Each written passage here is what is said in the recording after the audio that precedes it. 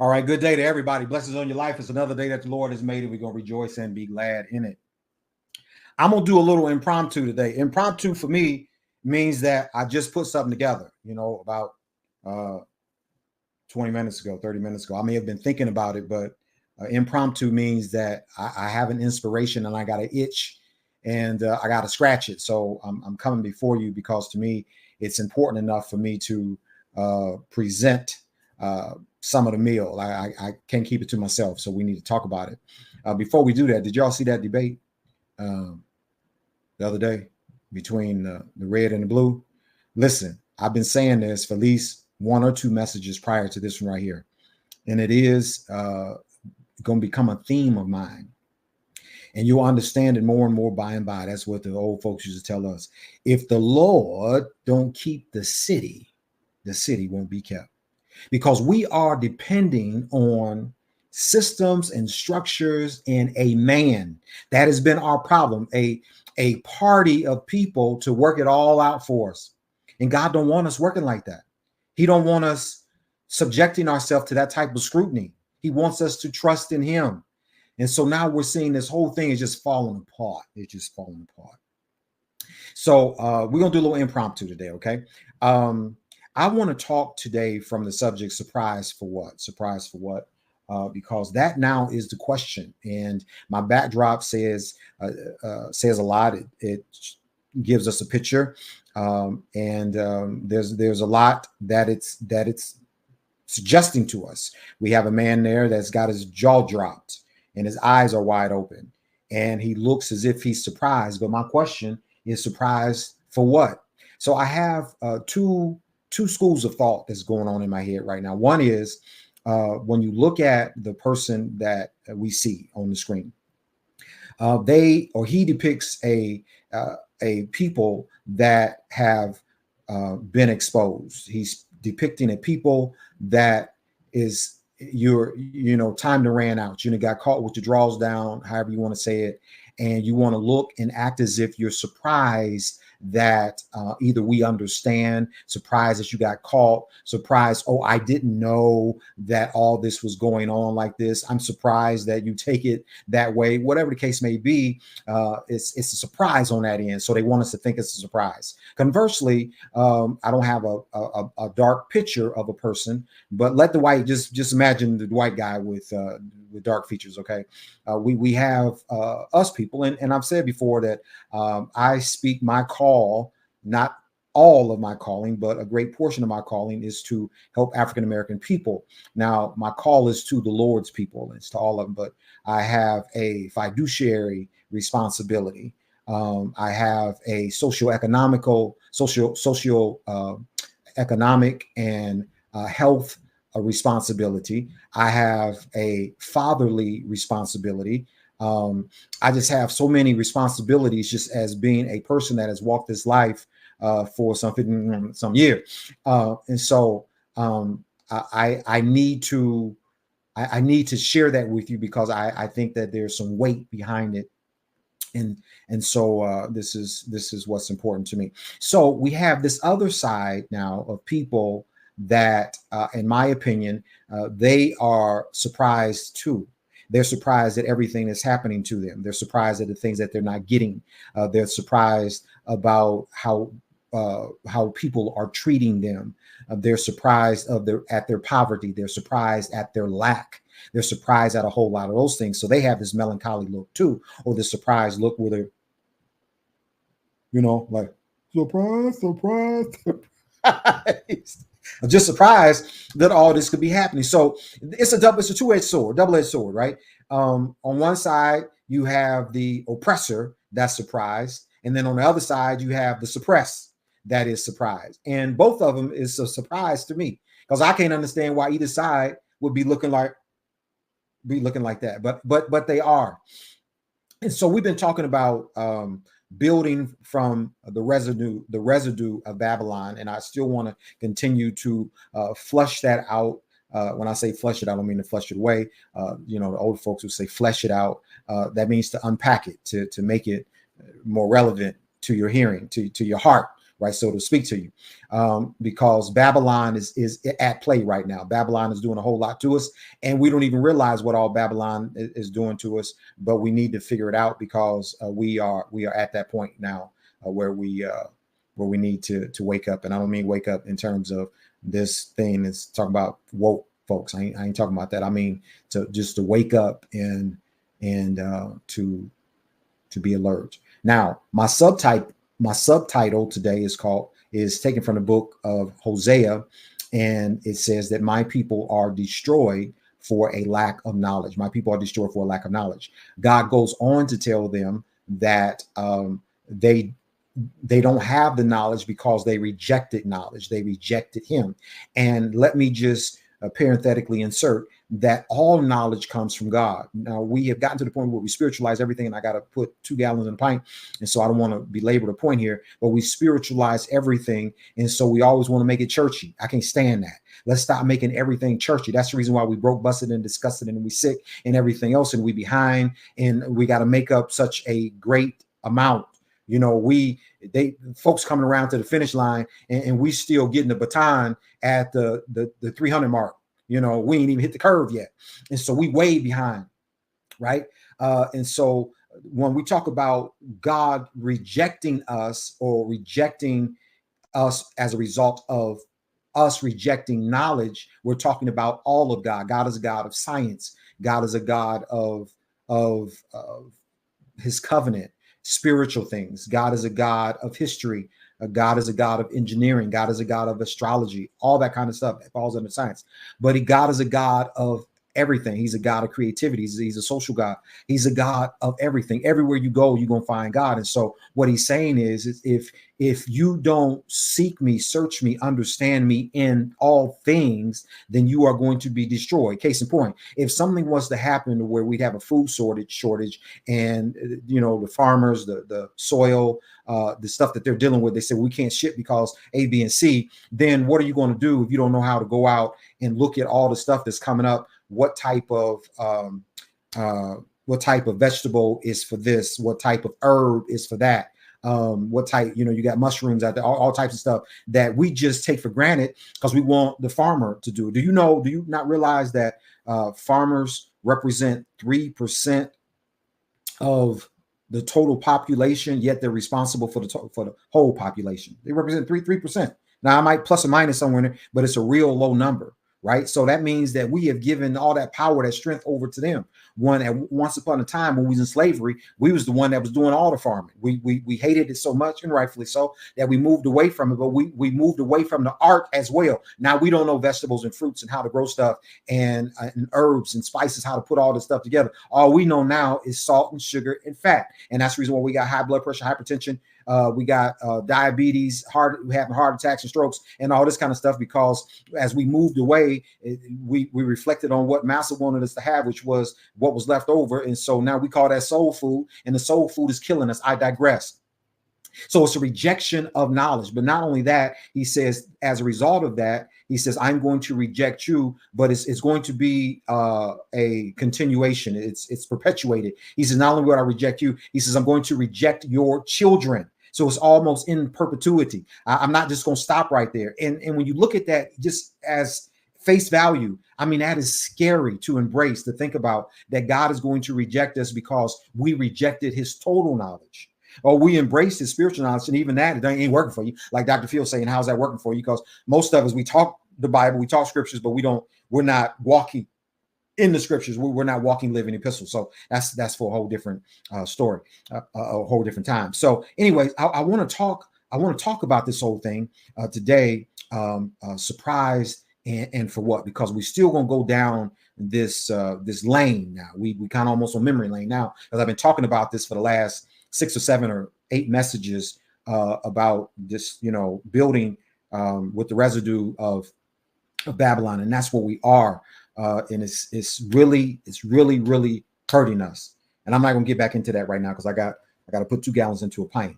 I went to the Census Bureau because it's a scholarly site. It's a trusted site. Most of y'all, you go to that and you don't cringe, and you won't beat me up for it because it's been proven down through the years. So I went to the Census Bureau and I got some information. Now, all this, what I'm going to give you a lot of statistics and data and stuff like that. It's going to be some numbers, but ultimately I'm trying to get us to a place because the politicians get ready to knock on the door at churches and stuff like that. And they want to have a word with us, right? But I want you to be able to have a word back to them. The problem has been is that we allow them to come in. They come in they armored up, right? And so they know what they want. They know their agenda, but we don't have a comeback for them. So we usually don't know what's on the ticket, what's on the ballots. We don't know the issues. We don't know none of that kind of stuff. So I want to give us just a fragmented, a truncated possible response. So when the man come to the house or the woman come to the house and they knock on the door, I want you to leave them kind of spellbound to where they like,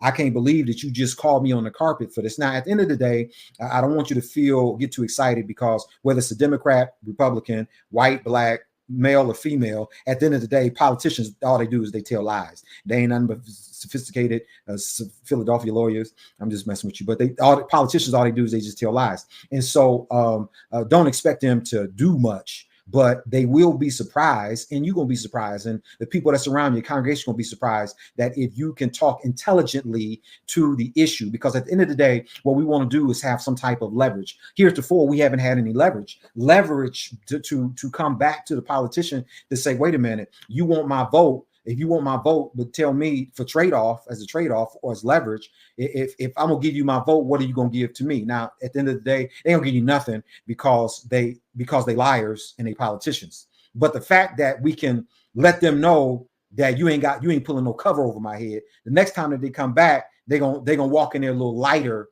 than they walk in heavy this time as they come. Because see, most of even the preachers, because the preachers don't know, the pulpit don't know. So they just let them march up in the pulpit and talk, in your spiritual space. Maybe there should be a distinction between the pulpit and down on the floor, or whatever. Let them talk down there because they remember the devil just walked up in there. So give him a spot. We're gonna deal with him, but he don't need to be in the holies of holies, right? But we need to deal with him. So let them talk because Jesus is concerned about us totally, not just fragmentally, not just the spiritual side of us, not just, coming in Honda. Not that we know the scriptures and all that, but we can't walk the scriptures out. But he's concerned about us from a practical standpoint, from a health standpoint, from a social standpoint. He's concerned about us from every way that you can look at it. He's tethered at every point of our life, and he wants us to be successful in everything that we do. So with the Census Bureau, I collected some data from 2019 to 2022, and I wanted to know because y'all know I'm the money guy, and I'm concerned about the disparity of Black people juxtaposed to white people and even other demographics, but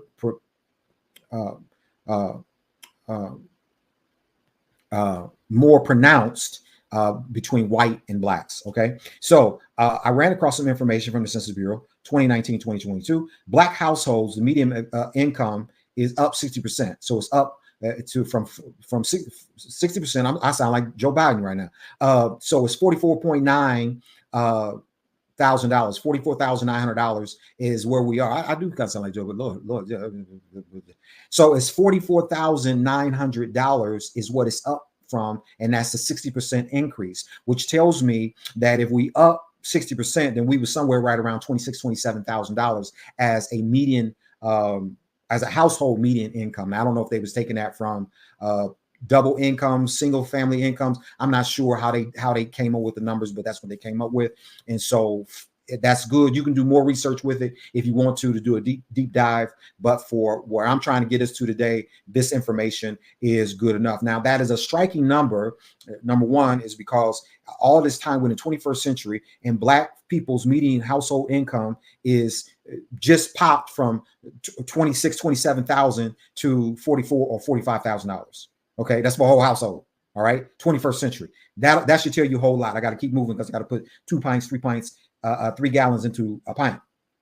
The average wealth amongst white families is 678,737. Now, I know you're going to give me some pushback with that right there. You're going to say, well, how in the world could that be the average? When I look around, I know that the average family ain't got no $678,000, and you're absolutely right. So how do they come up with the average? The average is always taken when over a range. So it's going to take the total amount, the total with relativity to another number. That's how you will come out with your average.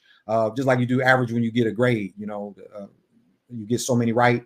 And, I ain't got time to deal with average stuff like that. But anyway, so the way to explain this, so that'll make that number make sense to you, that 678,000, is you got to look at how many multi-billionaires that is a part of the 1%. But when you say 1%, because see, 1% is anybody that's over $325,000 a year. If you make that, they are in the 1%. But so these people that are multi-billionaires, they are in the 1%, 1%, 1%, right? So that 1% is a very vast number. So when you look at that, out of that 1%, you got so many people that are making so much money. They amass wealth at such a high level that when the oil that flowed from Aaron's beard that flowed all the way down to the bottom, when you look at that and you average it all out, then you come up with the 678,737. That's where that comes from, because it's so top heavy.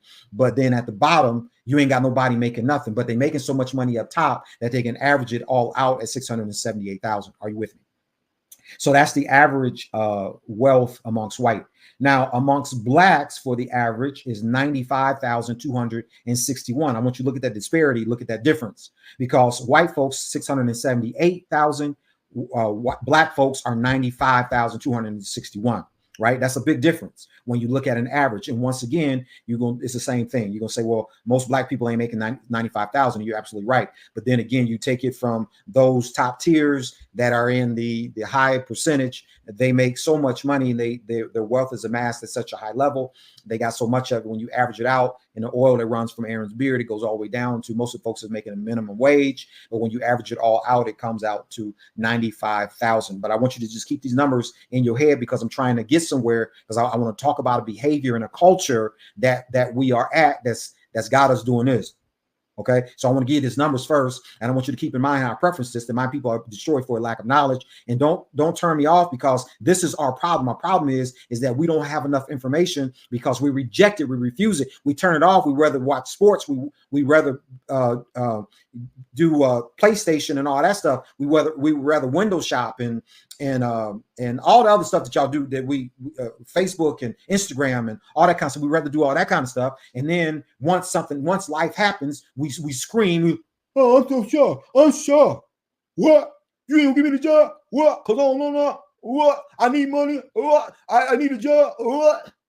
I ain't got the education. What? I ain't got the qualification. What? I ain't got the skill set. What?" See, that's where we at. So here this part. So now that's the average. Now we have a median wealth number that I want you to see. So the median wealth amongst white families. First of all, let's define median.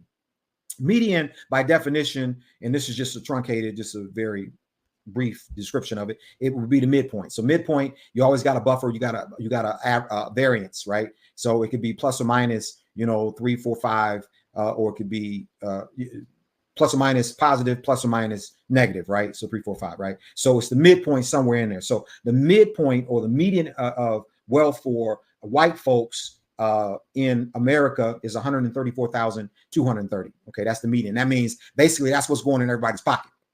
Okay, that's more of a practical number, right? So the median is about 134. So when I look around and I just kind of do a visual observation, that sounds about right.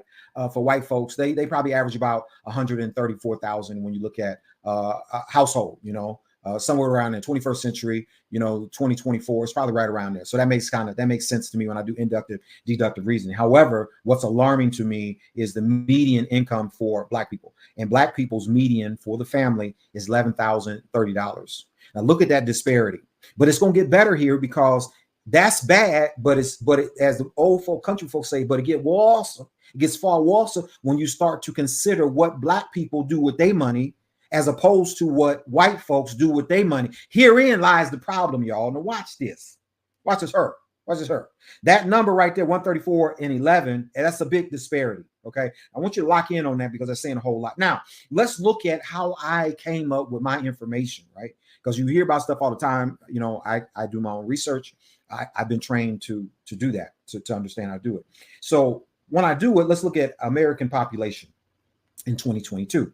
American population 2022, when we look at the overall numbers of all population, is 333.3 million people. 333.3 million people is a total population. That's American population, and that is going to deal with white, black, Hispanic, whatever that's in America. Okay. So I ain't talking about Hispanic and Asians and all that right now. So you just got to sift through that part, and just because I'm going to pick out black and white. I'm doing it. There's a method to my madness. All right. Now, out of that population, white population, out of that 33.3 million, white population accounts for 219.5 million of that number. 219.5 million of that number, which represents 71% in total population. 219.5 million people, or 71%. Black people, conversely, is represented by 41.57 million. 41.57 million in total population, taken out of that 333.3, right? And that represents 14.4%. 14.4%. I will get into the Hispanic numbers because they above us now at somewhere 17, 18%, somewhere there, but that's for another time. Now let's look at total wealth. Okay, I gave you the average, I gave you the median. So now let's look at total wealth. I want to put these numbers out here just for one. We can talk about healthcare, we can talk about a lot of different issues, but I just want to use this because until we get economic strength, we ain't gonna be able to do nothing with the rest of it. My thesis, my dissertation was based upon Ecclesiastes 10 and 19. Money toucheth all things. And it's got some more to go with it. I ain't doing that right now. But until we get our arms around the money piece, the health piece, the poverty piece, all the other stuff is going to be, you're going to be in problem. You're going to have some issues, right? Because if you need health and it's based on a diet, if you ain't got no money because the doctor gives you certain foods to eat, but you ain't got the money to go out and buy the certain foods because Walmart and all these other low-end stores, they shipping garbage to them. And so you need to go somewhere like Giant Eagle or Heinen's and them type of places to get the better foods. So you can't do it because you ain't got the money. Okay. So, and it's just talking about the health because everything is touched by money. So you won't have a health because you ain't got the money anyway.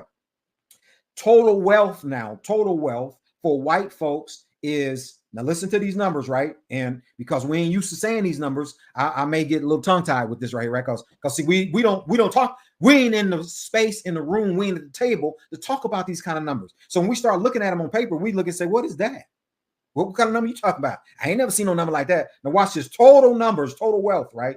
For white people in America, 148 trillion, 982 billion, 771,500,000 total wealth for white folks. Watch what it is for black folks. And we ain't even talking about Asians and Hispanics and all that. Black folks, 29 trillion, 463 billion, $485 million. No other numbers after that. Dollars. Look at the difference. 148 trillion versus 28 trillion. That's the disparity right there. You're talking about 100 plus trillion difference between white folks and black folks. But this is bad, but I got to get to the good part. Okay. Now, when we look at all that, and that's crazy. That's absolutely crazy. That is absolutely crazy. Jesus. I even got another stat here, and I don't even want to deal with it because it's going to take me too much time. Now let's move into the crux of the message right here. Let's talk about the consumer. Now with consumer, let me just read a little something to you because y'all do need to understand reading a little bit. Now watch this. I'm gonna read it because it's easier for me to do this than to just talk about it. Black consumers account for a disproportionate amount of product sales in a number of fast-moving consumer goods categories. Okay, I want you to read between the lines. Again, with 1.2 trillion, I know that's off from the number that I gave y'all. I gave you, it's like a 3 trillion number for me, which I didn't give you that stat yet, but it is a 3 trillion. That was the other one that I was going to give you. They're saying 1.2 trillion, but let's just go with their number. Like I said before, it depends on who's reporting. Nielsen is reporting on this, and I gave you one from the Census Bureau or Consumer Report. Now, so it says, again, with 1.2 trillion in spending power, African American consumers are an important population for smart brands that want to grow market share and brand preference. Now, they're already telling you something because they're highlighting Black people. Now, watch this. More importantly, the data suggests that Black consumer spending already significantly affects the bottom line in many categories and industries, and brands can't afford to lose favor or traction with this segment without potential negative impact. So they want you. It's just like when you go to vote, when we go to vote, Black people can never carry a party. You can't carry the Republicans, you can't carry the Democrats, but without the Black vote, they can't win. Neither one of them can win. You can't carry them, but they can't win. So it says here, it says it can't afford to lose favor or traction with this segment without potential negative impact. They're going to affect, or we are going to affect them tremendously, tremendously. Now, you need to keep this in mind, because what they're saying without saying it is that Black people, they spend more than anybody else. They're the most foolish people on the planet. The enormous buying potential of Black consumers has put a spotlight on many popular brands' ability to navigate the nuances of culturally relevant and socially conscious marketing. African Americans are more likely than non-Hispanic white peers to interact with brands on social media or to use social networks to support companies and brands. Black folks, they gravitate towards this more. Here they said 44% more. As the almost nuclear power of social media collides with an increasingly educated, affluent, tech-savvy Black consumer base, there's never been a more critical time for companies to build and sustain deeper, more meaningful connections with Black consumers, not only to grow their relationships, but to protect them. You're not only growing them, but you're protecting them. Wake up, Black people. Wake up, Black people. Watch this. When it comes to African American consumer spend, there are millions, sometimes billions of dollars in revenue at stake, said Andrew McCoskill, Senior Vice President, Global Communications and Multicultural Marketing, according to Nielsen. With 43% of the 75 million millennials in the U.S. identifying as African American, Hispanic, or Asian, if a brand doesn't have a multicultural strategy, it doesn't have a growth strategy. The business case for multicultural outreach is clear. African American consumers and all diverse consumers want to see themselves authentically represented in marketing, and they want brands to recognize their value to the bottom line. Now, you may want me to recognize you, but you be foolish to do that. Your spending is foolish. What this report is saying is that Black folks are going out the world backwards. Now, they did mention other brown ethnicities, but they ain't got the same problem as we have. Black people consume more proportionately. When we look at 14% total population versus 71% and total population for white folks, Black folks consume over 80, I think it's 87% consumer from a consumer standpoint. White folks consume overall, representing 71% of the population. They consume some 30, I think it's like 35, something like that %. So look at it proportionately. So why is that, we ain't got this? And not to mention the fact that they want us, they need us, and we can't want and need them for nothing because we don't own nothing. There's nothing for them to buy from us because we don't own anything. But yet they own everything, and we are consumers to 80+%. Now, that is troubling. That is troubling. All right. So I want you to look at that. Now, we consume more cars, Mercedes, BMWs, Cadillacs than any other demographic. We do. Okay. Those are the things that we can get because the system and structures and all that stuff is set up, designed for us to be able to purchase it. So they'll make sure that you can have a 7-year contract from 5 to 7 year loan contract. They'll make sure that they get a price point, and they will do creative financing in such a way that you can buy it, but it's going to take, you're going to pay interest on it for the first 5.5, maybe even 6 years. I mean, I don't know. Some of that stuff might be even 8 years now, depending, because the price of cars and stuff is going up, but they got to keep selling it in order to make the world go around, right? And the main target is Black people, and Black folks buy stuff that they can't afford. And they like Cadillac because we grew up on Cadillacs, right? Foolish, stupid to me. And there's another name brand called Mercedes. Now, we didn't grow up on Mercedes, but now Mercedes has become so popular. We don't know nothing about it. We don't know about engineering, reverse engineering. We don't know nothing about none of it, but we just heard that it was the best car out there. Not that we know, not because we have an engineering background and none of that kind of stuff, but we just see it's monkey see, monkey do, that type of thing. You know, I want to be like Mike. It's that type of thing.